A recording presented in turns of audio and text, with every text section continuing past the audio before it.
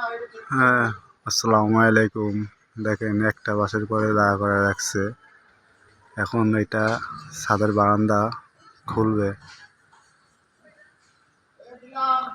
হ্যাঁ, কত রিস্ক নিয়ে করে দেখেন বাস খুলে ফেলছে, তাও কিন্তু পরে নাই।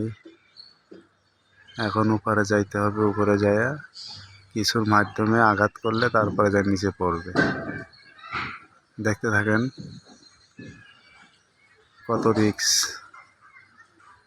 এসব কাজ করতে গেলে কত রিস্ক নেওয়া লাগে। যাই হোক, সঙ্গে থাকুন। ওই যে দেখেন উপরে গেছে, এখন ওই যে দেখেন